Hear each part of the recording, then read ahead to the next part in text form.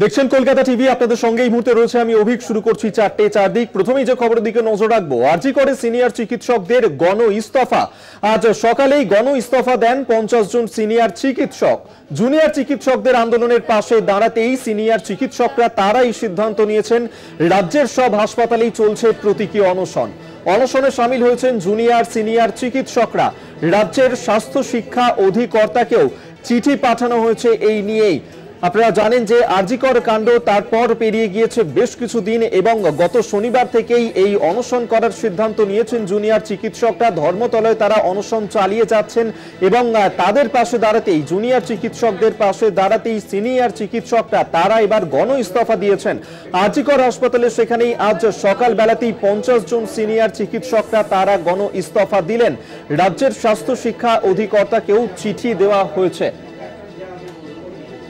আপনাদেরকে জানিয়ে রাখবো যে আরজিকর কাণ্ডে জুনিয়র চিকিৎসকরা তারা আন্দোলন চালিয়ে যাচ্ছেন এবং যে কর্মবিরতি চালাচ্ছিলেন সেই কর্মবিরতির পরে তারা ফের কাজে ফিরেছিলেন, কিন্তু তাদের যে দাবি দাওয়া রয়েছে সেই দাবি দাওয়া এখনো পর্যন্ত পূরণ করা হয়নি, যার কারণেই তারা অনশনের সিদ্ধান্ত নিয়েছেন। ধর্মতলায় তাদের এই অনশন চলছে। তাদের পাশে দাঁড়িয়েই এবার 50 জন সিনিয়র চিকিৎসক তারা গণ ইস্তফা দিলেন। আমরা এই নিয়েই কথা বলবো। সত্য সুন্দর ভট্টাচার্য আমাদের সঙ্গে রয়েছেন প্রতিনিধি। সত্য, জুনিয়র চিকিৎসকরা তারা প্রথম থেকেই এই অনশন চালিয়ে যাচ্ছেন, তাদের দাবি দাওয়া পূরণ না হওয়া পর্যন্ত তাদের এই অনশন চলবে। আজ তাদের পাশে দাঁড়াতেই সিনিয়র চিকিৎসকরা তারা গণ ইস্তফা দিলেন। দেখো, একেবারেই তাই। সিনিয়র চিকিৎসকেরা তারা প্রথম থেকেই এই আরজিকরের ঘটনায় জুনিয়র চিকিৎসকদের যে আন্দোলন, সেই আন্দোলনের সঙ্গে তারা আন্দোলনকে তারা সংহতি জানিয়েছেন এবং আন্দোলনের পাশে থেকেছেন প্রথম দিন থেকে।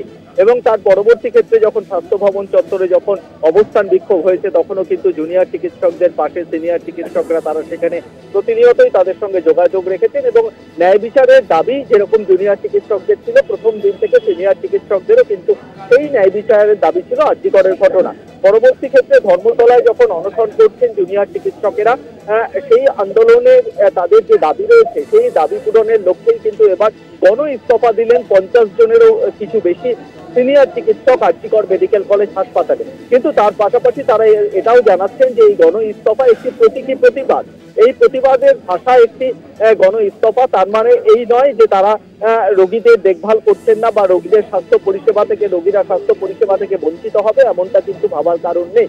সেক্ষেত্রে এই গোটা বিষয়টি একটি সাবজেক্ট টু রিয়ালাইজেশন, অর্থাৎ সরকারকে তারা বোঝাতে চাইছেন যে ন্যায় বিচারের পাশাপাশি যে 10 দফা দাবিতে জুনিয়র চিকিৎসকেরা আন্দোলন করছেন সেই দাবি পূরণের ক্ষেত্রে সরকার ইতিমধ্যেই বেশ কিছু ঘোষণা করেছে, কিন্তু সেই ঘোষণা যতক্ষণ না বাস্তবায়িত হচ্ছে ততক্ষণ পর্যন্ত কিন্তু এই অনশন চলবে। তার পাশাপাশি এই প্রতিবাদের ভাষা হিসেবে গণ ইস্তফা দেওয়া হচ্ছে, অর্থাৎ সরকারকে এটা বোঝানোর চেষ্টা করছেন সিনিয়র চিকিৎসকেরা যে প্রয়োজনে তারা ব্যক্তিগতভাবেও কিছু ইস্তফা দিতে পারেন, এমনটাই কিন্তু জানাচ্ছেন সিনিয়র চিকিৎসকেরা।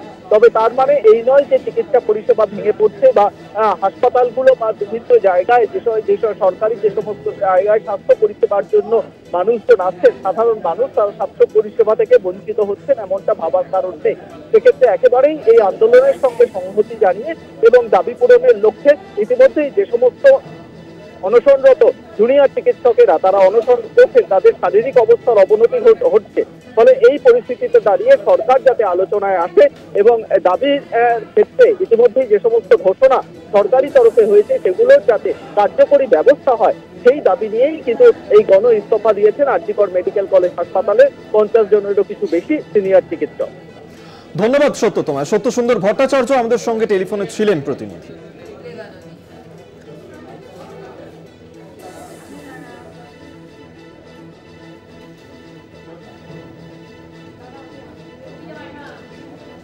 একদিকে যখন জুনিয়র চিকিৎসকরা তারা অনশনে সামিল হয়েছেন, অন্যদিকে জুনিয়র চিকিৎসকদেরকে সমর্থন জানিয়ে আজকে গণ ইস্তফা দিয়েছেন সিনিয়র চিকিৎসকরা। চিকিৎসক মহল, চিকিৎসকরা তারা এই বিষয়ে কি বলছেন, কি প্রতিক্রিয়া তাদের শোনাবো আপনাদের।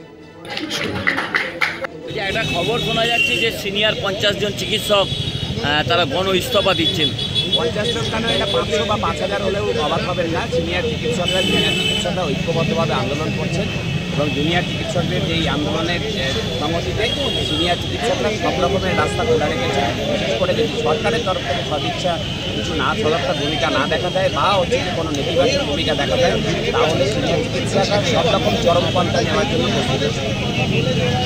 গণ ইস্তফা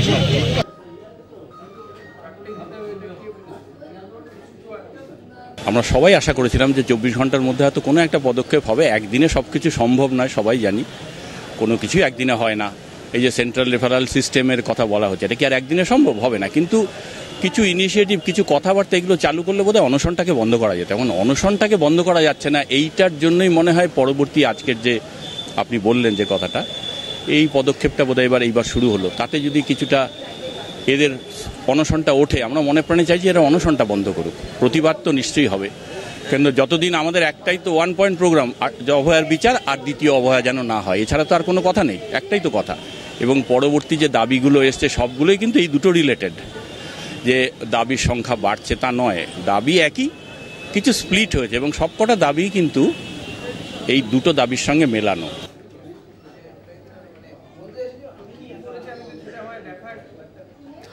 আজিকরে সিনিয়র চিকিৎসকদের গণ ইস্তফা, নবান্নে স্বাস্থ্য সচিবকে ডেকে পাঠালেন মুখ্য সচিব। আপনাদেরকে আরেকবার জানিয়ে রাখবো, আরজিকর হাসপাতালের যে ঘটনা, সেই ঘটনাতেই গণ ইস্তফা দিয়েছেন সিনিয়র চিকিৎসকরা। 50 জন সিনিয়র চিকিৎসক তারা গণ ইস্তফা দিয়েছেন আজকেই, এবং তারই মাঝে নবান্নের স্বাস্থ্য সচিবকে ডেকে পাঠালেন মুখ্য সচিব। স্বাস্থ্য সচিবকে ডেকে পাঠিয়েছেন মুখ্য সচিব। আপনারা জানেন যে মুখ্য সচিব এর আগেই কিন্তু বলেছিলেন, যখন থেকে জুনিয়র চিকিৎসকরা তারা অনশনে সামিল হয়েছিলেন, তিনি বলেছিলেন যাতে তারা কাজে ফেরেন এবং অনশন তুলে নেন, এবং সেই ক্ষেত্রে তাদের যে নিরাপত্তা ব্যবস্থা তা সুরক্ষিত করা হবে, সেই প্রতিশ্রুতিও দেওয়া হয়েছিল। এবং তারপরেই আমরা দেখলাম যে আজকে সিনিয়র চিকিৎসকরা তারা জুনিয়র চিকিৎসকদের পাশে দাঁড়িয়ে গণ ইস্তফা দিয়েছেন। আর এরই মাঝে নবান্নে স্বাস্থ্য সচিবকে ডেকে পাঠিয়েছেন মুখ্য সচিব। মুখ্য সচিব তিনি ডেকে পাঠিয়েছেন স্বাস্থ্য সচিবকে। আরজি করে যে পরিস্থিতি এই মুহূর্তে তৈরি হয়েছে, সেই পরিস্থিতি নিয়েই মূলত আলোচনা হতে পারে তাদের মধ্যে, এমনটাই কিন্তু মনে করা হচ্ছে। এবং স্বাস্থ্য সচিবকে যার কারণেই ডেকে পাঠিয়েছেন মুখ্য সচিব, যেভাবে অনশন চালিয়ে যাচ্ছেন জুনিয়র চিকিৎসকরা এবং তাদের পাশে দাঁড়িয়ে আজকে সিনিয়র চিকিৎসকরা তারাও ইস্তফা দিয়েছেন। এই গণ ইস্তফা দেওয়ার পরেই স্বাস্থ্য সচিবকে ডেকে পাঠিয়েছেন মুখ্য সচিব নবান্নে। সেখানে তারা এই আরজি করের যে পরিস্থিতি এই মুহূর্তে তৈরি হয়েছে, সেই সংক্রান্ত বিষয় নিয়েই আলোচনা করতে পারেন।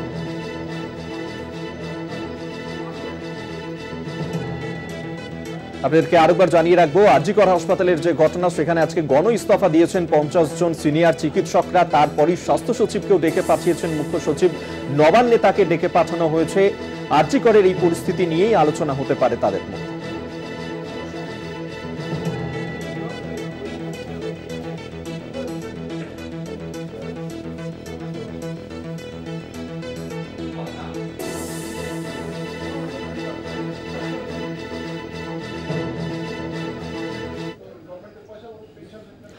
ধর্মতলায় সমাবেশ জুনিয়র চিকিৎসকদের, 10 দফা দাবি নিয়ে সমাবেশ। চিকিৎসকদের কলেজ স্কয়ার থেকে ধর্মতলায় তাদের এই অনশন মঞ্চ পর্যন্ত তাদের এই মিছিল, যদিও এই মিছিলে তাদেরকে অনুমতি দেয়নি পুলিশ। 10 দফা দাবি নিয়েই সমাবেশ চিকিৎসকদের কলেজ স্কয়ার থেকে ধর্মতলার অনশন মঞ্চ পর্যন্ত তাদের এই মিছিল করার কথা, কিন্তু এই মিছিলের অনুমতি দেয়নি পুলিশ। আমরা এই নিয়েই কথা বলবো, বিশেষ প্রতিনিধি দেবজ্যোতি ঘোষ আমাদের সঙ্গে টেলিফোনে রয়েছেন। দেবজ্যোতি, আজ 10 দফা দাবি নিয়ে চিকিৎসকদের সমাবেশ করার কথা ছিল, মিছিল করার কথা ছিল, কিন্তু সেই মিছিলে কেন অনুমতি দিল না পুলিশ? দেখো, অনুমতিহীন মিছিল কিন্তু হবে এবং মিছিলটি কিন্তু দুটি ভাগে হবে। একটি যেমন কলেজ স্কয়ার থেকে হওয়ার কথা রয়েছে, একটি 6 নম্বর গেট রয়েছে মেট্রো, যেটি সেন্ট্রাল এভিনিউতে, অর্থাৎ মেডিকেল কলেজের যারা জুনিয়র চিকিৎসকরা রয়েছেন তারা এই মিছিলে অংশগ্রহণ করবেন।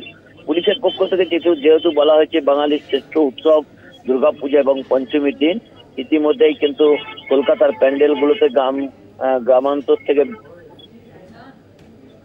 বহু মানুষ তারা কিন্তু আসতে শুরু করেছেন এবং যানজটের আশঙ্কার কথা ভেবেই কিন্তু কলকাতা পুলিশের পক্ষ থেকে এখনো পর্যন্ত মিছিলের কোনো অনুমতি দেওয়া হয়নি।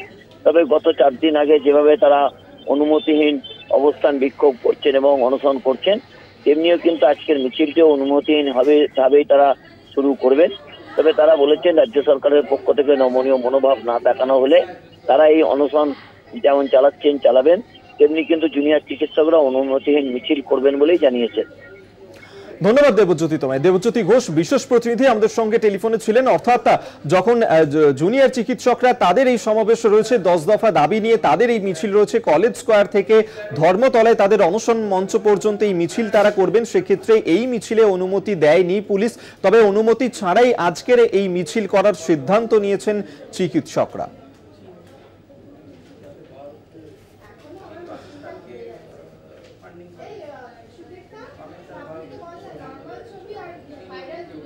আপনাদেরকে জানিয়ে রাখবো যে ধর্মতলায় সেখানেই সমাবেশ করবেন জুনিয়র চিকিৎসকরা। তাদের যে 10 দফা দাবি রয়েছে, সেই 10 দফা দাবি যতক্ষণ না পর্যন্ত পূরণ করা হচ্ছে তাদের এই আন্দোলন এভাবেই চালিয়ে যাবেন তারা। এবং সেক্ষেত্রে সরকারের তরফ থেকে এখনো পর্যন্ত নমনীয় মনোভাব তারা পাননি, এমনটাই কিন্তু বক্তব্য তাদের, যার কারণেই তারা ফের একবার সমাবেশ করতে চলেছেন এবং কলেজ স্কয়ার থেকে আজকে ধর্মতলার অনশন মঞ্চ পর্যন্ত তারা এই মিছিল চালিয়ে যাবেন। তাদের দাবি দেওয়া তারা এই মিছিল থেকে ফের একবার তুলে ধরবেন এবং সেই ক্ষেত্রে এই মিছিলে অনুমতি দেয়নি পুলিশ, কারণ যেহেতু আজকে পঞ্চমী মানুষজন রাস্তায় নামবে, সেই কারণে দেখিয়েই মিছিলে অনুমতি দেওয়া হয়নি পুলিশের তরফে। তবে পুলিশের অনুমতি ছাড়াই আজকের এই মিছিল তারা করবেন, এমনই সিদ্ধান্ত নিয়েছেন চিকিৎসকরা।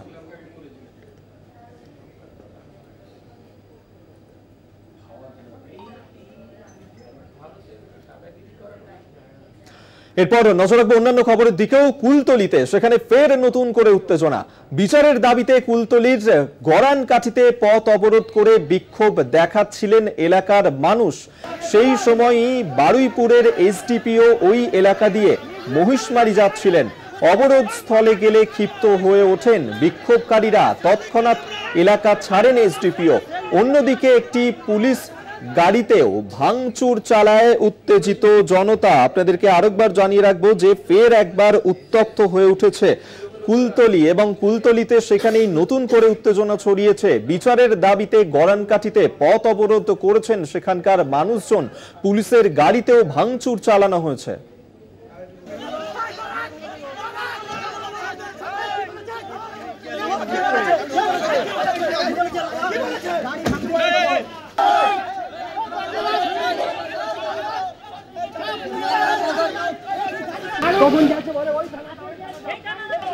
এই মুহূর্তে সরাসরি আপনাদেরকে নিয়ে যাব কুলতলিতে। সেখান থেকে আমাদের সঙ্গে রয়েছেন প্রতিনিধি কোয়েল মণ্ডল। কোয়েল, ফের নতুন করে উত্তেজনা ছড়িয়েছে কুলতলিতে, সেখানে বিক্ষোভ দেখাচ্ছেন স্থানীয় মানুষজন। তারা একদিকে যখন পথ অবরোধ করেছেন, পাশাপাশি পুলিশের গাড়িতেও ভাঙচুর চালাচ্ছেন তারা।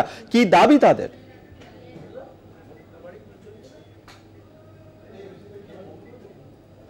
নিয়ে রাখবো এই যে কুলতলির ঘটনাকে ঘিরে সকাল থেকে একটা উত্তপ্ত পরিস্থিতি, সেটা এখন কিন্তু বর্তমানে স্থিতিশীল, কারণ পুলিশি হস্তক্ষেপে অবশেষে বিক্ষোভ তুলে নিতে বাধ্য হয় আন্দোলনকারীরা। যেমনটা খবর, গতকাল রাত্রি 9:45 নাগাদ অবশেষে কুলতলির কৃপাখালী এলাকার সেই ছোট্ট নাবালিকা স্কুল ছাত্রীর মরদেহ তার গ্রামের কৃপাখালী এলাকার যে বাড়ি, সেই বাড়িতে এসে পৌঁছয়। তারপরে সেই মৃতদেহ আগলে আন্দোলনকারীরা দাবিতে এবং দোষীর ফাঁসির দাবিতে বিক্ষোভ চালায়। রাতে কিন্তু কোনোভাবেই সৎকার করা হয়নি দেহ। আজ সকালে সেই দেহ নিয়ে কৃপাখালী থেকে মহিষমারি এলাকা পর্যন্ত দফায় দফায় অবরোধ করে বিক্ষোভ চলে এবং দেহ নিয়ে মিছিলও করা হয়।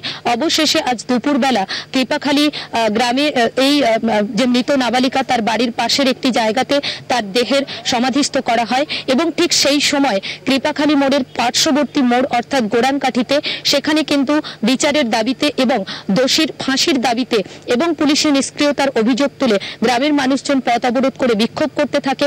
সেই সময় বারুইপুরের এসডিপিও সেইখানে যায়। এসডিপিওর গাড়িকে দেখে উত্তেজিত জনতা একেবারেই কিন্তু বিক্ষোভ উগড়ে দেয় এবং সেই সময় কিন্তু পায়ে হেঁটে কোনো ক্রমে সেই জায়গা থেকে বাধ্য হয়ে এক প্রকার স্থান ছেড়ে চলে যান এসডিপিও। পরে কিন্তু সেখানে আসা আরো একটি পুলিশের গাড়িতে পুলিশের গাড়িতে ভাঙচুর চালায় উত্তপ্ত জনতা। সেখানে গাড়িকে লক্ষ্য করে ইট ছোড়া হয় এবং পাথর ছোড়া হয়, পাশাপাশি জুতো দেখানো হয় পুলিশ গাড়িতে এবং পুলিশ গাড়ির কাঁচ ভাঙে, লুকিং গ্লাস ভাঙে। তারপরেই কিন্তু পরিস্থিতি একেবারে উত্তপ্ত হয়ে ওঠে। ঘটনাস্থলে পরবর্তী সময় প্রচুর অতিরিক্ত পুলিশ ফোর্স মোতায়েন করা হয়। ঘটনাস্থলে বারুইপুর এসডিপিও পাশাপাশি ক্যানিং এর এসডিপিও উপস্থিত হন। ক্যানিং এর এসডিপিও কে যেমন দেখা গেল যে তিনি গ্রামবাসীদের অর্থাৎ উত্তেজিত জনতার সঙ্গে কথা বলেন যাতে তারা এই অবরোধ তুলে নেয়, কিন্তু সেই সময়েও কিন্তু একেবারেই জনতার সঙ্গে পুলিশের বাকযুদ্ধ একেবারেই কিন্তু লক্ষ্য করা যায়। তারপরেই কিন্তু এই যে পুলিশের গাড়ি ভাঙচুর, সেই ঘটনায় ইতিমধ্যেই বারুইপুর পুলিশের তরফে আন্দোলনকারীদের মধ্যে থেকে 4 জনকে আটক করা হয়েছে এবং আপাতত কিন্তু পুলিশের হস্তক্ষেপে গোড়ানকাঠি এলাকায় এতক্ষণ যে বিক্ষোভ চলছিল অবরোধ করে সেই অবরোধ উঠে যায়। তবে অবরোধ উঠলেও এই যে কুলতলির ঘটনা, নাবালিকা ছাত্রীর মৃত্যু এবং যে মৃত্যুকে ঘিরে ধর্ষণ এবং খুনের অভিযোগ বারবার সামনে আসছে, সেই ঘটনায় এখনো পর্যন্ত কিন্তু চাপা উত্তেজনা রয়েছে কুলতলি, গোড়ানকাঠি, মহিষমারি, কৃপাখালী এলাকার মানুষদের মধ্যে, আন্দোলনকারীদের মধ্যে। যদিও বা যেমনটা আরো খবর রয়েছে, গ্রামের আরো একটি দল তারাও সুবিচারের দাবিতে আজকে প্রতিবাদ মিছিল বের করার কথা ছিল এবং সেই সময়টা কিন্তু অতিক্রান্ত হয়েছে। এখনো পর্যন্ত সেই মিছিলের কোনো রকম নাগাল পাওয়া যায়নি, সেই মিছিল এখনো শুরু করা হয়নি। তবে আপাতত বলা যেতেই পারে যে উত্তপ্ত পরিস্থিতি, দফায় দফায় বিক্ষোভ, পুলিশি গাড়ি ভাঙচুর এবং পুলিশের সঙ্গে বচসা, পথ অবরোধ, ভাঙচুর, এই সমস্ত ঘটনা কিন্তু আপাতত স্থিতিশীল পুলিশি হস্তক্ষেপে। ইতিমধ্যে আবারও জানিয়ে রাখবো কিন্তু এই পুলিশের গাড়ি ভাঙচুর করাকে কেন্দ্র করে এবং গাড়ি ভাঙচুরের ঘটনায় ইতিমধ্যেই আন্দোলনকারীদের মধ্যে থেকে 4 জনকে আটক করা হয়েছে বারুইপুর পুলিশের তরফ থেকে। যদিও বা নেতার পরিবার, গ্রামবাসী তারা প্রত্যেকেই দাবি জানাচ্ছে যে যত দ্রুত সম্ভব এই ঘটনায় অর্থাৎ এই যে কৃপাখালী এলাকার নাবালিকা ছাত্রীর অবশ্যই কোয়েল তুমিও নজর রাখো। আপাতত ধন্যবাদ জানাবো তোমাকে। কোয়েল মন্ডল এতক্ষণ সরাসরি কুলতলি থেকে আমাদের সঙ্গে ছিলেন প্রতিনিধি এবং কুলতলিতে নাবালিকার মৃত্যুকে কেন্দ্র করে যে উত্তেজনা ছড়িয়েছিল, রাতভর তার দেহ আটকে রেখে বিক্ষোভ দেখিয়েছিলেন সেখানকার মানুষজন। আজ সকালেও সেখানে ফের নতুন করে উত্তেজনা ছড়ায়। প্রিয় গোপাল মুখোপাধ্যায় আমাদের সঙ্গে এই মুহূর্তে টেলিফোনে রয়েছেন প্রতিনিধি। প্রিয় গোপালের কাছে বিস্তারিত জানতে চাইবে। প্রিয় গোপাল, যে ছবি আমরা দেখেছিলাম যে কুলতলিতে নাবালিকার মৃত্যুকে কেন্দ্র করে যে ধরনের উত্তেজনা ছড়িয়েছিল, গতকাল রাতভর সেখানে উত্তপ্ত হয়ে উঠেছিল পরিস্থিতি, আজ নতুন করে সেখানে উত্তেজনা ছড়ায়। সব মিলিয়ে কি পরিস্থিতি এই মুহূর্তে সেখানকার? দেখো, একদম তোমাকেই প্রথমে বলে রাখি যে আজ সকালে যে নাবালিকা ছাত্রী মৃতদেহ সমাধিস্থ করার পরে কিন্তু এলাকার মানুষরা ক্ষুব্ধ হয়ে ওঠে এবং পুলিশের গাড়ি ভাঙচুর থেকে আরম্ভ করে তারা পথ অবরোধে সামিল হয়। অবশেষে বারুইপুর পুলিশ জেলার পুলিশ আধিকারিকদের সহায়তায় আপাতত এখন পথ অবরোধ ওঠে এবং গাড়ি চলাচল স্বাভাবিক হয়েছে। কিন্তু এখনো এলাকায় রয়েছে চাপা উত্তেজনা। এলাকার মানুষদের কিন্তু একটাই দাবি যে দোষী ফাঁসি, আর এই ফাঁসি যতক্ষণ না হবে তারা দফায় দফায় অবরোধ করবে, এমনটাই সূত্রের খবর জানা যাচ্ছে। এলাকায় কিন্তু এখন রয়েছে বিশাল পুলিশ বাহিনী এবং বারুইপুরের এসডিপিওর নেতৃত্বে কিন্তু বিশাল পুলিশ বাহিনী পুরো ঘিরে রেখে দিয়েছে এলাকায় এখনো রয়েছে কিন্তু চাপা উত্তেজনা।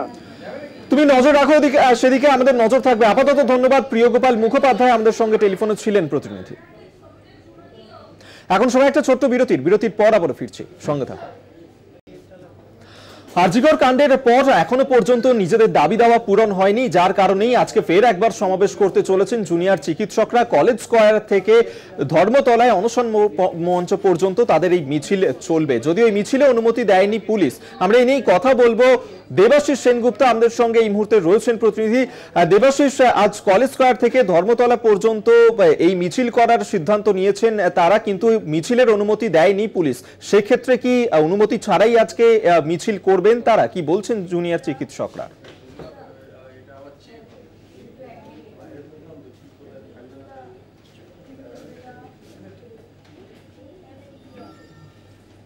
আমরা দেখতে পাচ্ছি যে এই মেডিকেল কলেজের ঠিক 6 নম্বর গেটের সামনে কিন্তু ডাক্তাররা, তার সঙ্গে সঙ্গে বহু সাধারণ মানুষ, বিভিন্ন পেশায় যুক্ত মানুষজন তারা কিন্তু এখানে হাজির হয়েছে এবং তারা এখানে হাজির হয়েছে। জানেন যে ডাক্তারদের যে এই মুহূর্তে যে অনশন চলছে তার পাশে তারা দাঁড়িয়েছে।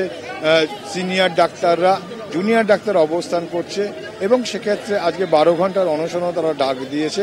বেশ কিছু মেডিকেল কলেজে অনশন চলছে। কলকাতার জরিনা ক্রসিংয়ের সামনে ওয়াই চ্যানেলে সেখানে জুনিয়র ডাক্তাররা রিলে বেসিসে অনশন শুরু করেছে গত 4 দিন আগে থেকে, এবং সেখানে অনশন চলছে। এবং তারপরে একাধিক ঘটনা, পুলিশের অনুমতি না দেওয়া, গতকাল রাত্রেবেলা আমরা দেখেছি যে জুনিয়র ডাক্তারদের যাদের সেখানে অনশন মঞ্চে খাট চেয়ার আটকে দিয়েছিল পুলিশ, তা নিয়ে কিন্তু তারা বউবাজার থানার সামনে যায়, সেখানে গিয়ে তারা বিক্ষোভ দেখায়, অবশেষে কিন্তু সেই খাট এবং জিনিসপত্র ফিরিয়ে নিয়ে আসে। অর্থাৎ একদিকে যেমন পুলিশ প্রশাসন বলছে তাদেরকে অনুমতি দেওয়া হচ্ছে না, অপরদিকে ডাক্তাররা কিন্তু অনড় যে তাদের জাস্টিস, একদিকে যেমন অভয়ের কাণ্ডে যেমন তার বিচার চাই, পাশাপাশি ডাক্তারদের 10 দফা দাবি, সেই দাবি কিন্তু পূরণ করা হয়নি। যদিও সরকার কথা দিয়েছে সেই দাবি পূরণ করা হবে, কিন্তু ডাক্তাররা কিন্তু যতক্ষণ না পূরণ হচ্ছে তারা মানতে রাজি নয়। এবং কেবল ডাক্তাররা নয়, একদিকে জুনিয়র ডাক্তারদের সঙ্গে কিন্তু সামিল হয়েছে সিনিয়র ডাক্তার। আজ সকালেই দেখা গিয়েছে যে আরজি করের প্রায় 50 জন ডাক্তার তারা গণ ইস্তফা দিয়েছে। অনশন মঞ্চে দেখা যাচ্ছে যে প্রাক্তন যারা সিনিয়র ডাক্তার তারাও কিন্তু সামিল হয়েছে জুনিয়র ডাক্তারদের সমর্থনে। সব মিলিয়ে কিন্তু আমি বলবো আমি দেখানোর জন্য ইতিমধ্যেই কিন্তু এই মেডিকেল কলেজ 6 নম্বর গেটের সামনে কিন্তু প্রস্তুত রয়েছে তারা মিছিলের জন্য। এদিকে পুলিশ প্রশাসনের পক্ষ থেকে তারাও কিন্তু প্রস্তুত রয়েছে, যদিও তাদের মিছিলের অনুমতি নেই। ইতিমধ্যেই কিন্তু সেখানে কিন্তু ডাক্তাররা এসছেন এবং তারা একদম শৃঙ্খলাবদ্ধ হয়েই কিন্তু তারা সেই মিছিল করতে চাইছে, এবং কোনো যাতে তাদের উপর কোনো আঁচড় না দিতে পারে, অর্থাৎ কোনো রকম যাতে অভিযোগ না করতে পারে, সেজন্য কিন্তু তারা প্রস্তুত রয়েছে এবং তারা সেখানে মিছিল করে যাবেন। এবং তাদের অনুমতি না থাকলেও তারা কিন্তু তাদের যে দাবি, সেই দাবি নিয়ে মিছিল করে কিন্তু এই রাস্তা দিয়ে হেঁটে যাবে, একদম সিআর এভিনিউ থেকে তারা সেন্ট্রাল এভিনিউ থেকে তারা মিছিল করে নিয়ে যাবে ধর্মতলার ওয়াই চ্যানেল পর্যন্ত। এখনো পর্যন্ত তাদের সেই কর্মসূচি আছে। দেবাশিস, তুমি যে ছবি দেখাচ্ছ আমরা দেখতে পাচ্ছি যে কলেজ স্কয়ারে ইতিমধ্যেই জমায়েত করতে শুরু করে দিয়েছেন জুনিয়র চিকিৎসকরা, তারা তাদের এই মিছিল করবেন, পাশাপাশি পুলিশও রয়েছে সেখানে। পুলিশের কি ভূমিকা চোখে পড়ছে?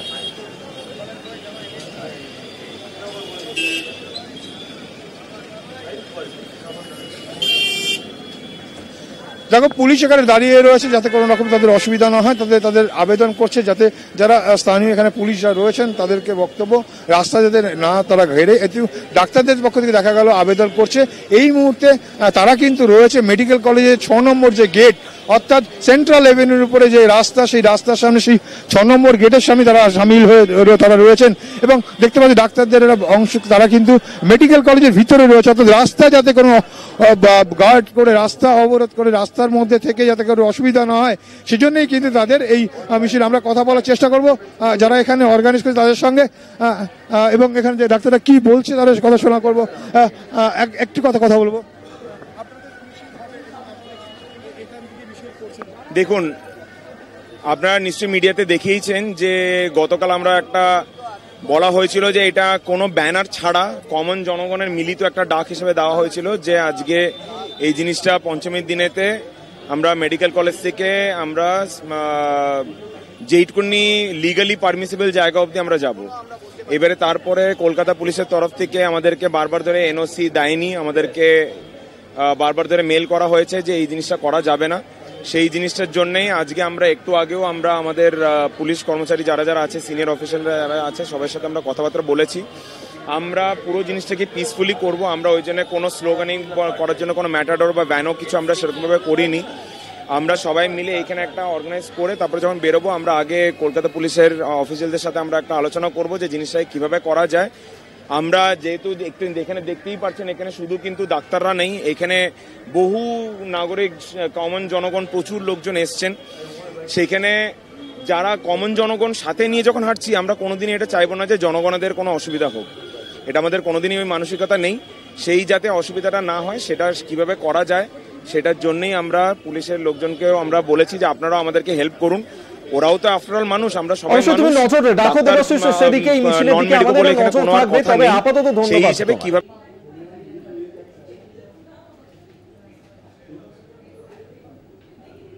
4:04 দিকের সময় আরো একটা বিরতির, ফিরছি বিরতির পর, সঙ্গে থাকুন।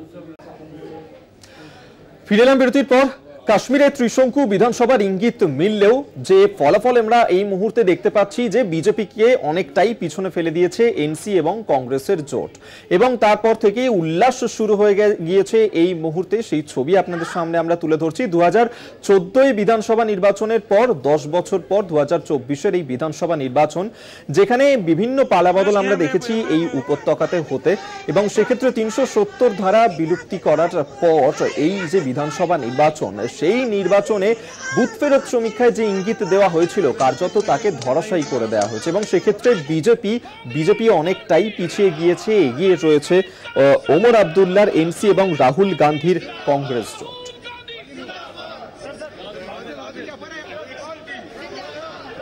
জম্মু কাশ্মীর থেকে এই মুহূর্তে আমাদের সঙ্গে সরাসরি রয়েছেন আমাদের প্রতিনিধि नसीर अहमद।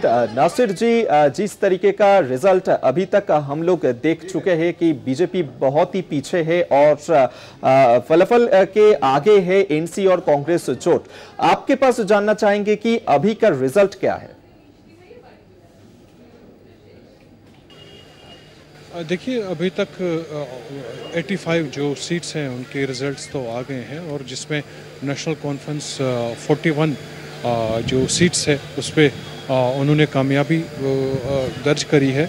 और उसके बाद नंबर 2 पे अगर देखें 27 पे अभी बीजेपी है और वो 2 सीट्स पे अभी भी लीड कर रहे हैं। और उसके बाद कांग्रेस ने पूरे जम्मू कश्मीर में 6 सीट्स पे जीत जो है वो दर्ज करी है। और खासकर मैं ये बताना चाहूँगा कि सबसे ज़्यादा अगर नुकसान किसी पार्टी को इस इलेक्शन में हुआ है वो है जम्मू कश्मीर पीपल्स डेमोक्रेटिक पार्टी महबूबा मुफ्ती वाली, जो कि इस इलेक्शन में सिर्फ 3 सीटों पर उनके जो कैंडिडेट्स हैं वो उन्होंने जीत दर्ज करी है।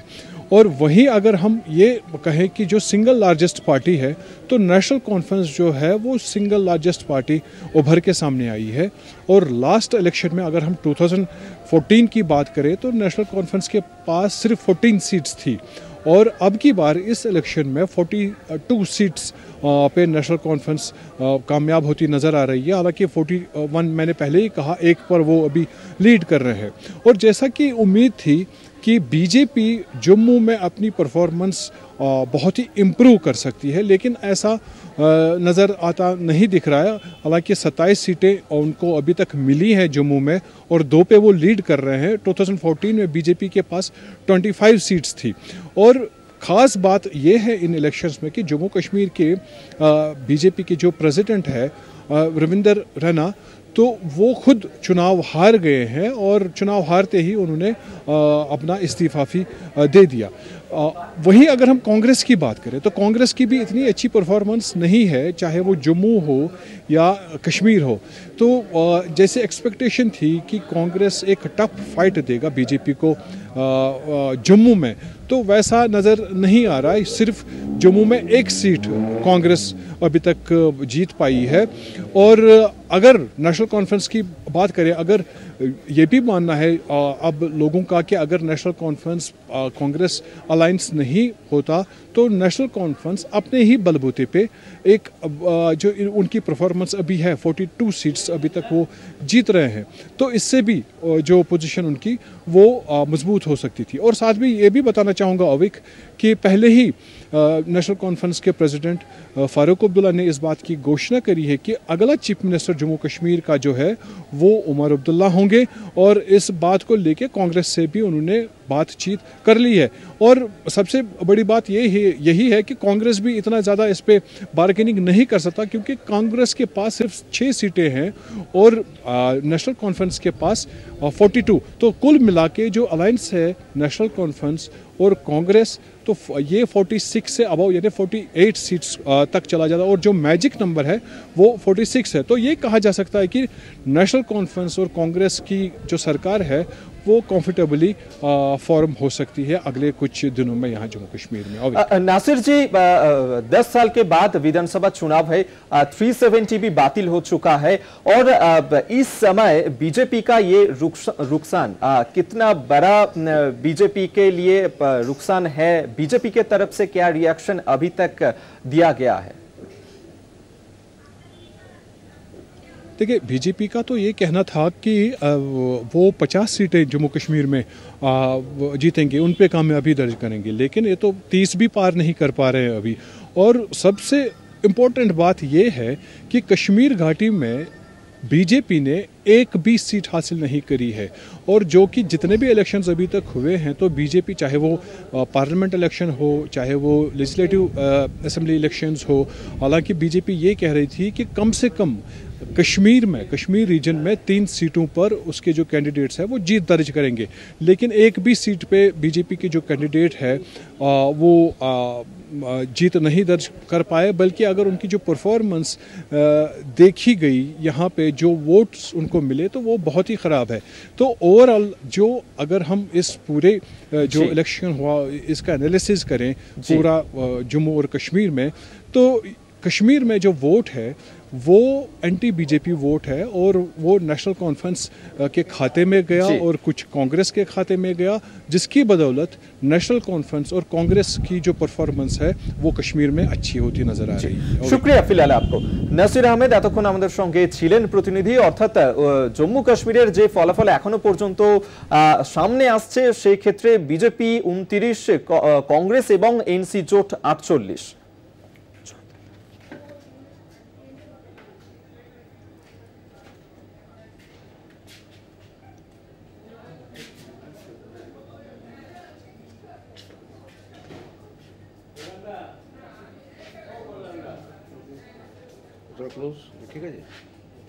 হরিয়ানার দিকেও আমরা যদি নজর রাখি, 90 আসনের এই হরিয়ানা বিধানসভা নির্বাচনে আজকে ফলাফল ঘোষণা, এবং সেই ফলাফলের ক্ষেত্রে যে ছবি আমরা দেখতে পাচ্ছি জম্মু কাশ্মীরের থেকে একেবারেই কিন্তু আলাদা।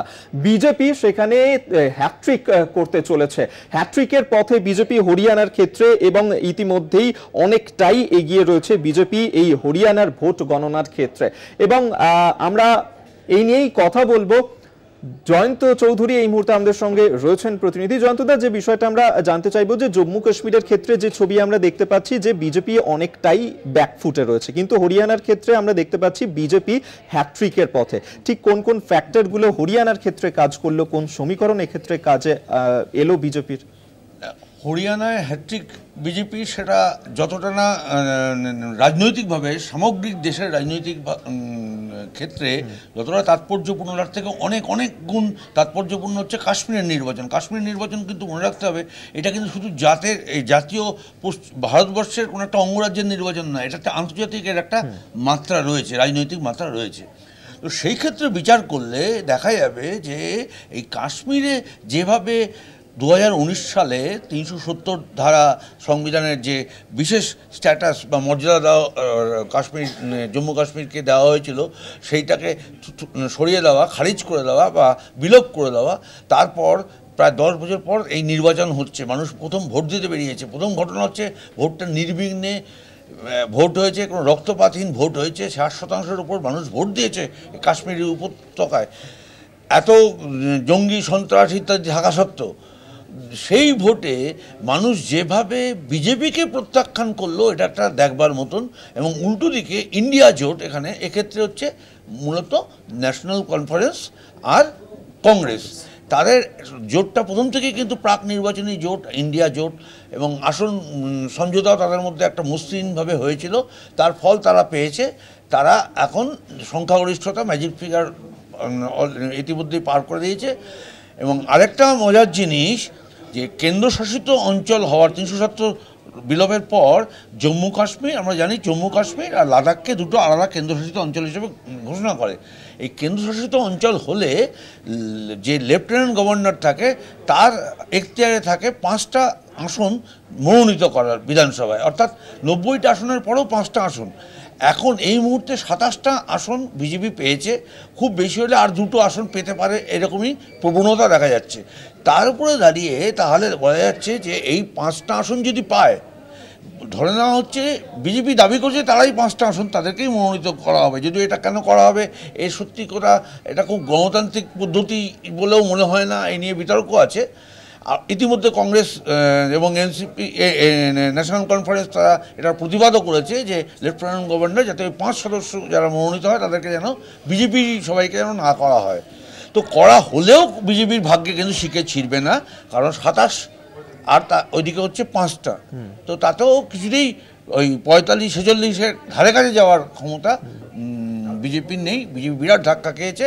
উল্টো দিকে হরিয়ানায় যেটা হয়েছে, হরিয়ানায় হ্যাট্রিক, সেদিক থেকে হরিয়ানার একটা অন্য রকমের বিষয় রয়েছে। হরিয়ানা সম্ভবত যে আপ দেখতে হবে, কারণ ভোটের ব্যবধানে কিন্তু কংগ্রেস বেশি ভোট পেয়েও আসন সংখ্যায় পিছিয়ে গেছে, আর বিজেপি সেখানে আসন সংখ্যা বেশি পেলেও বিজেপির প্রাপ্ত ভোটের পরিমাণটা কম।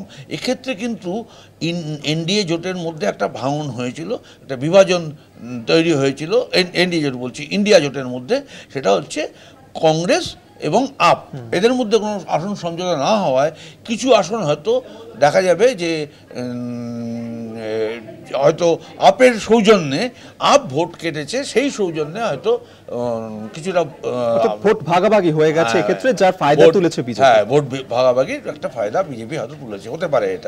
এটা এখনো বিস্তারিত ফল আমাদের কাছে আসেনি, এলে হয়তো সেটাও বলা যাবে। এটাও একটা প্রবণতা লক্ষ্য করা যাচ্ছে। ধন্যবাদ তোমাকে। এতক্ষণ জয়ন্ত চৌধুরী আমাদের সঙ্গে ছিলেন প্রতিনিধি।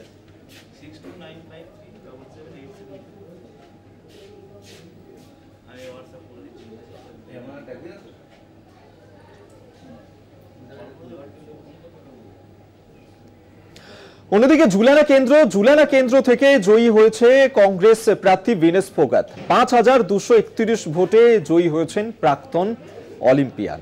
এবং আচ্ছা, যখন এই বিধানসভা নির্বাচনের ফলাফল গণনা হচ্ছিল এবং সেখানে সকাল থেকেই যেমনটা দেখা যাচ্ছিল কিছুটা হলেও পিছিয়ে ছিলেন, কিন্তু শেষমেশ যে রেজাল্ট এখনো পর্যন্ত সামনে এসেছে তাতে কিন্তু 5231 ভোটে জয়ী হয়েছেন প্রাক্তন এই অলিম্পিয়ান ভিনেস ফোগাট। জুলানা কেন্দ্র থেকে জয়ী হয়েছেন কংগ্রেস প্রার্থী ভিনেস ফোগাট।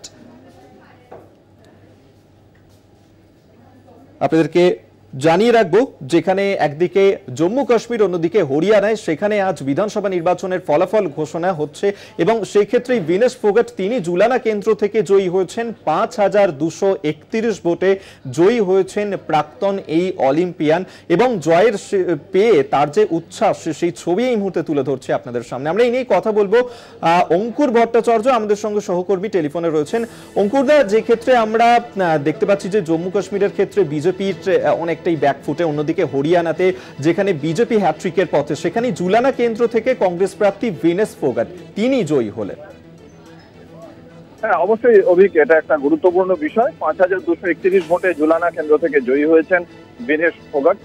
প্রাক্তন অলিম্পিয়ান, আমরা দেখেছিলাম তাকে যন্তর মন্তরে রেসলিং ফেডারেশন অফ ইন্ডিয়ার যিনি সভাপতি ব্রিজভূষণ শরণ সিং, তার বিরুদ্ধে যে যৌন হেনস্থার অভিযোগ উঠেছিল তারই প্রতিবাদে তার আন্দোলন শুরু হয়েছিল। নিজের পদক বিসর্জন দিয়েছিলেন তিনি, কিন্তু তাকে শেষ পর্যন্ত অলিম্পিক্সের মঞ্চে তাকে আমরা দেখেছিলাম তার সেই কান্না ভেজা চেহারা, কিন্তু জনতার মঞ্চে কিন্তু জয় ছিনিয়ে নিয়েছেন ভিনেস ফোগাট। সেই জায়গা থেকে ভিনেস ফোগাটের অবশ্যই একটা বড় সাফল্য। তবে যেখানে কংগ্রেসের এই নির্বাচনে পরাজয়, সেখানে ভিনেস ফোগাট অবশ্যই একটি উজ্জ্বল ব্যতিক্রম। তিনি জেতার পর তিনি যেটা জানিয়েছেন যে শুধুমাত্র জুলানা কেন্দ্রই নয়, আগামী দিনে কংগ্রেসের হয়ে সাংগঠনিক দায়িত্ব পালনের সঙ্গে সঙ্গে গোটা রাজ্যেই প্রদেশ কংগ্রেসের পক্ষ থেকে যে দায়িত্ব অর্পণ করা হবে তাকে, তিনি সেই দায়িত্ব পালন করবেন আগামী দিনেও। অভিক, ধন্যবাদ। অঙ্কুর ভট্টাচার্য সহকর্মী আমাদের সঙ্গে টেলিফোনে ছিলেন।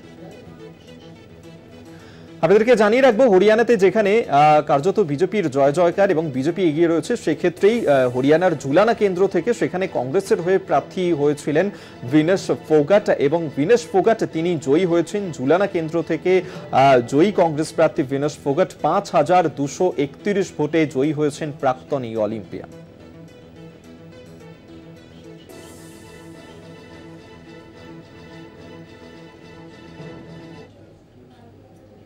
এখন সময় একটা ছোট্ট বিরতির পর ফিরছি, সঙ্গে থাকুন।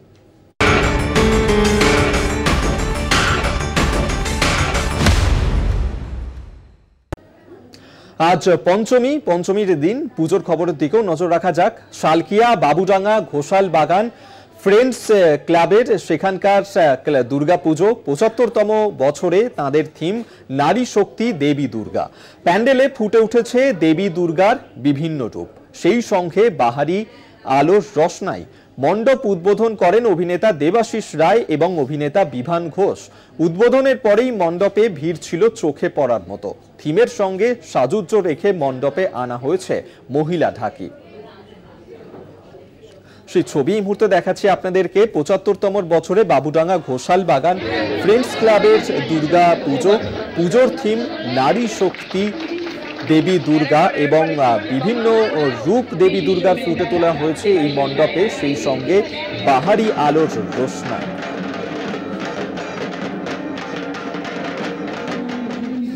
বছরের জন্য এই থিমটা ইজ ভেরি স্পেশাল। আমি বলবো যে যারা যারা জাজেস আছে তারা প্লিজ এখানে আসুন, they should visit it and this panel needs an award for this. তার কারণ এই সময় দাঁড়িয়ে এই থিমটা খুব খুব খুব খুব গুরুত্বপূর্ণ একটা থিম। দুর্গাপুজো আমাদের প্রত্যেকের মনে উন্মাদনা সৃষ্টি করে এবং সেটা নারী শক্তিকে আমরা এই পুজোয় তুলে ধরেছি এবং প্রত্যেকেই মানে আমাদের মানুষের জীবনে নারী শক্তিকে সবসময় প্রাধান্য দেওয়া উচিত। সীমান্তের পুজোয় মাতোয়ারা দক্ষিণ দিনাজপুরের উঁচা গোবিন্দপুরের মানুষজন টিনের মন্দিরেই পূজিত হয়ে আসছেন দেবী দুর্গা। গ্রামে বিএসএফ এর টহলদারি চলছে। কাঁটাতারের বেড়ায় দুই দেশ আলাদা হলেও দুর্গাপুজোর আনন্দে মাতোয়ারা এরা মানে ভারত বাংলাদেশ সীমান্তবর্তী গ্রাম দক্ষিণ দিনাজপুর জেলার হিলি ব্লকের ৩ নম্বর ধলপাড়া গ্রাম পঞ্চায়েতের উঁচা গোবিন্দপুরের মানুষরা।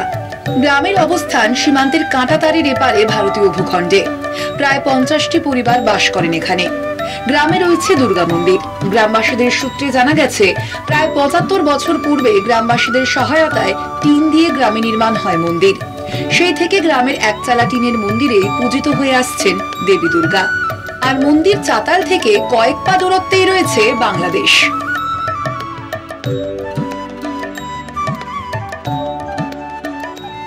বাইরে ঘোরা 10টা জায়গা থেকে গ্রামে দেখি বাচ্চা কাচ্চা সবাই মিলে আমরা 5-6 দিন যা আনন্দ করি। অনুষ্ঠান হয় আমাদের বাচ্চা কাচ্চাদের বড়দের মধ্যে, কিংবা অনুষ্ঠান করে আমরা খুব মজা পাই। ধনুচি নাচ, নাটক, এগুলো সব কিছু হয়। সবাই একসঙ্গে গ্রাম প্রতিবেশী সবাই মিলে দাদা দিদি জেঠু জেঠুমা দাদু সবাইকে নিয়ে আমরা আনন্দতে কাটাই। আমরা খুব ভালো আনন্দ করি। এখানে খেলাধুলা, নাচ গান, অনেক উৎসব হয়। আমরা খুব মজা করি। বাংলাদেশের লোকরা অংশগ্রহণ আগে করতো, এখন আর করে না। দেশে পরিস্থিতি খুব খারাপ, ওই জন্য আর করে না। কত বছর ধরে এটা করছে না?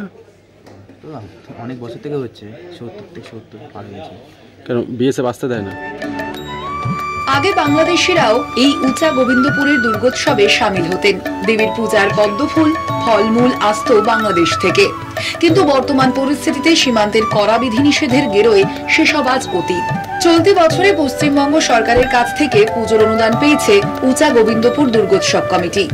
গ্রামে বিএসএফ এর টহলদারি। উঁচা গোবিন্দপুর দুর্গোৎসব কমিটির সম্পাদক অতুল চন্দ্র মণ্ডল জানিয়েছেন, পুজোর কয়েকটা দিন প্রতিমা দর্শনের জন্য বিধি নিয়মে কিছু ছাড় দেয় বিএসএফ। গতবার তার আগের বারতে 3 দিন খোলা থাকতো। খোলা থাকতো বলতে 6টায় যারা যারা ও পারে হিলি বা বালুঘাটে পূজা দেখতে যেত তাদের 6টার মধ্যে ঢুকতে হতো, ওইদিকে চলে যেতে হতো পার হয়ে। তারপর আবার টাইম দিত আমাদের 9টায় কি 9:30 এরকম একটা টাইমে আবার গেট খুলবে। ওরকম টাইমে আমরা আসি এখানে গেটে হাজির হতো, আবার গেট খুলে দিত।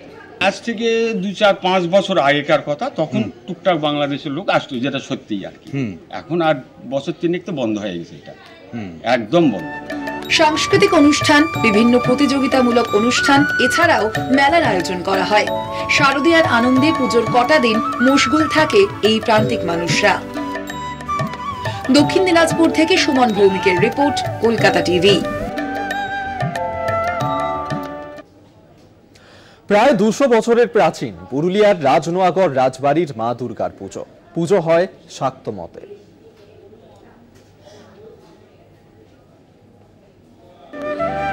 ঐতিহ্যের পুজোয় নেই সেই আগের জাঁক, কিন্তু পুজো ঘিরে আছে উন্মাদনা। মহাপঞ্চমীর দিন দেবী দুর্গা পূজার শুভ সূচনা হলো পুরুলিয়ার রাজনোয়াগড় রাজবাড়িতে।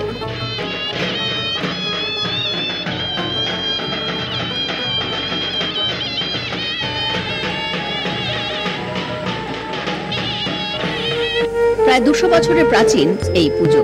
কাশীপুর রাজবংশের এই একটি অংশ যেখানে প্রাচীনকাল থেকে দেবী দুর্গার পুজো হয়ে আসছে। রাজপরিবারের পুরোহিতের মতে প্রায় 200 বছরের প্রাচীন রাজরাজেশ্বরী সিদ্ধিমাতার পূজা সম্পূর্ণ শাক্ত মতে হয়। রাজপরিবারের সদস্যরা জানালেন, মায়ের শিলার আমরা এখানে মানে প্রতিষ্ঠা করা হলো, পুনঃপ্রতিষ্ঠা করা হলো এবং তার জন্য পূজা আচার হোমযজ্ঞ সব কিছুই হলো, ঠিক আছে। এবং আমাদের পূর্বপুরুষরা সব আগে আমাদের রাজধানী ছিল খেসরগড়ে, আমাদের পঞ্চকোট রাজে। সেই পঞ্চকোট রাজের ওই রাজধানীর থেকে একটা অংশ চলে যান, এক ভাই চলে যান কাশীপুরে এবং সেখানে রাজধানী হয়। এখন সেখান থেকে রাজ্য পরিচালনা হয়, আরেক ভাই চলে আসেন রাজনগর। এইখান থেকে আমরা তারই বংশধর এবং আমাদের পুজো আর্চা একই মতে একই নিয়মে সব জায়গায় হয়। কাশীপুরে দেবী মা যেভাবে পুজো হয় যে নিয়ম অনুযায়ী এখানেও সেই একই নিয়মে পুজো হয়। আজ থেকে 2000 বছর আগে ধারনগরের মহারাজা বিক্রমাদিত্যের সপ্তম পুরুষ জগৎদেব সিংহদেবের কনিষ্ঠ পুত্র দামোদর শেখর সিংহদেব বাহাদুর যখন এই জঙ্গলমহলে তার রাজত্ব স্থাপন করেন, সেই রাজত্বের নাম দেন চাকলা পঞ্চকোট। এই চাকলা পঞ্চকোট গড় পঞ্চকোটে স্থাপিত হয় এবং তখন থেকেই আমাদের এই পূজা হয়ে আসছে। কাজে আমাদের এই পুজোটা 2000 বছরের পুজো। এরপরে ওইখানে যেহেতু এই জঙ্গলমহলের নাম দামোদর শেখরের নামানুসারে শেখর ভূম হয়। এই শেখর ভূমের দেবী বলে ওই দেবী পঞ্চকোটের দেবীর নাম শেখরবাসিনী দুর্গা। পুজো ঘিরে সাংস্কৃতিক অনুষ্ঠান বিশেষ আকর্ষণ। পুরুলিয়া থেকে শওকত আলীর রিপোর্ট, কলকাতা টিভি। 4টে 4 দিক এই পর্যন্তই। দেখতে থাকুন কলকাতা টিভি, রাত দিন 7 দিন।